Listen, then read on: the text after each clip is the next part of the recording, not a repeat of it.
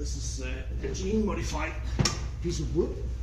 They're doing some experiments up in Gribskov, Northern Zealand, where they grow the tree square. It's a genius, because then they can use so much more of the wood. Don't believe everything I'm saying. Please, no. Of course, we did have a round tree, then we cut the bark off, cut it square, and then glue the back on. Oh. And for that, we take the protection off. It wouldn't have been possible doing that on a table saw. But yes, it's up. I've just been cutting that one. Now you're coming doing this one. And when you cut in freehand, cut curves, what you do is you look exactly where you're going to cut. That's your focus. And so now I'm standing here looking exactly where I'm going to cut. And that's it. Now I can't get my fingers in there. There's a fine needle, so you can see what you're doing. There's another thing. See, if I have the protection up here, sometimes they break. It happens, things break. It spins like this. And it might have been broken up there. The motor is down there. So this, the last part would be pulled down to the bottom of the machine. Not the rest wouldn't be pushed out. But you can see then when the blade lets go of the protection, it will be doing like this. And if I were having my hands here, it'll hurt. So get the protection down, please. And now I said something about a broke. Sometimes machine breaks when you work with them, and it's not necessarily you who's been doing something wrong. It happens. But the main thing, the most important thing for you is to stop. Right? This surface here could go into an angle. It can only go to a 20 degrees angle. The small ones here, they can go down to a 45 degrees angle. This is the small one. And I'm going to cut this here now, so you get this one. And then you start it, always cut on speed 2, and then turn it off, putting it to 0.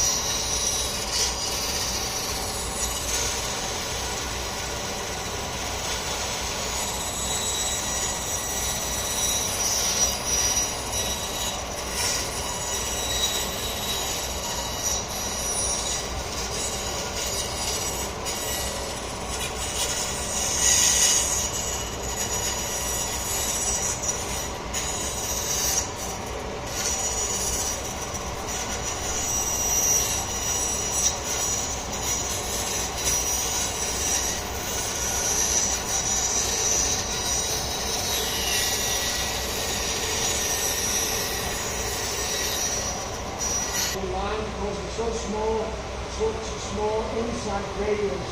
And to do that, I'm working in the other direction. I'm simply just doing like this, taking it away.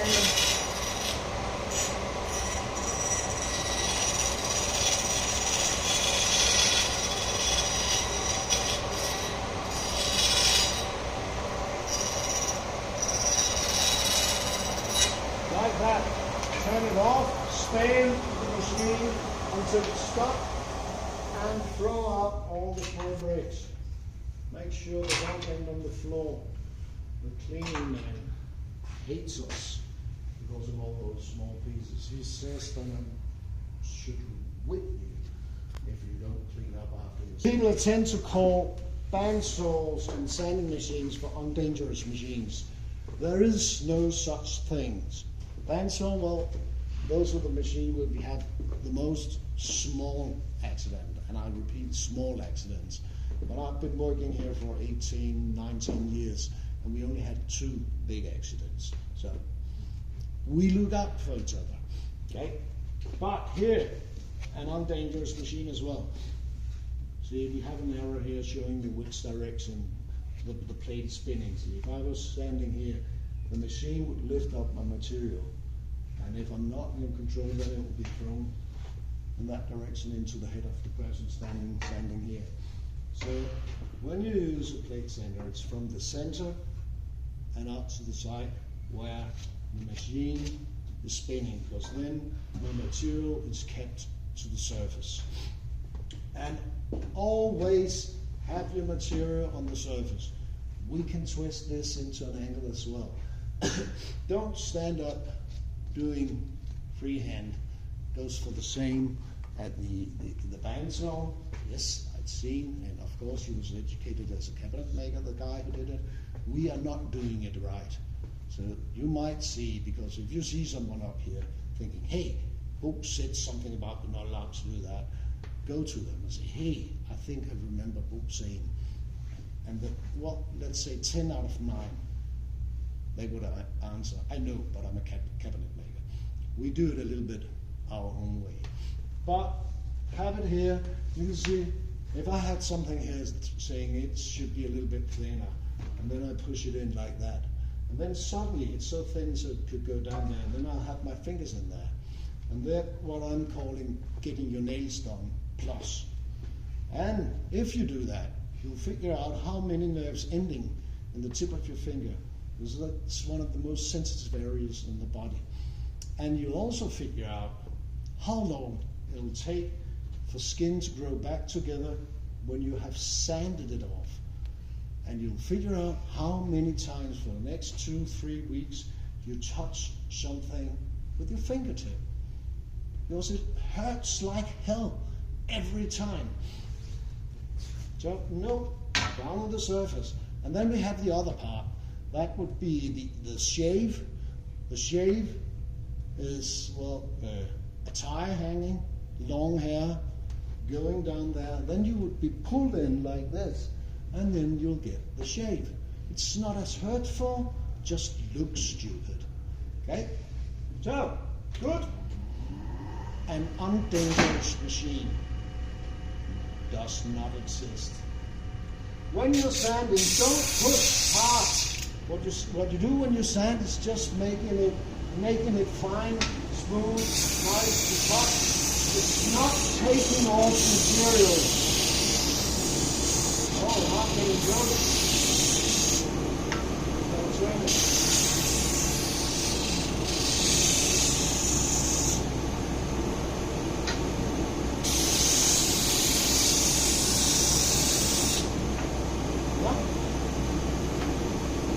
The outside and I need the inside.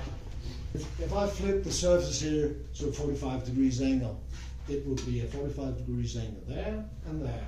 Here, it would still be a 90 degrees angle. There, I wouldn't know. So if I need something in an inside curve, in an angle, I would cut it on the bandsaw and then I would, well, sand it by hand. But I know how to do it. So if you want to try, you can try. See, here we have the spinning direction as well. Unfortunately, it's possible to put it to go in both directions. But the important thing is, now I'll check this. It's spinning in that direction. Meaning, I would have to pull it in this direction, because see, if this spins like this and me pushing from the same direction, then I'm pushing my material in the same direction as the machine is trying to throw it out, and then you might get it. So remember pulling it in the different direction of the spinning, but still don't. Yes. Oh, I could do like this instead. Then it's important when you use this to have the material, move the material constantly. Otherwise, this will happen. Just pulling it on the outside.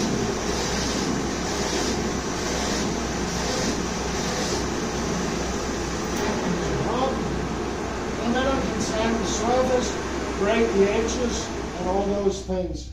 And we do that on this suction table, because we need to have suction when we sand a lot. So the sanding machines here, they go into that box where we have a vacuum cleaner, where we have the external suction plugged onto it, so we suck something out from the vacuum cleaner and up there, and then we turn on the sanding table, the suction tables. There'll be a little bit of suction on the table as well. And what? It's wood, it's nature, it's not dangerous. Because this fine dust, it goes into your lungs and it stays there. It's not coming back out. So I think I have about, well, wood dust to there, and then I have cigarettes up here, and then I just have this little tickly thing being able to talk. Why don't we wear a mask though? It's because a mask, wearing a dust mask, you're only allowed to wear that 20 minutes a day. Otherwise you'll get water in the lungs. So that's why we need to, well, the attempt to have suction. If the suction breaks down, we are closing down the workshops. Last thing, very fast.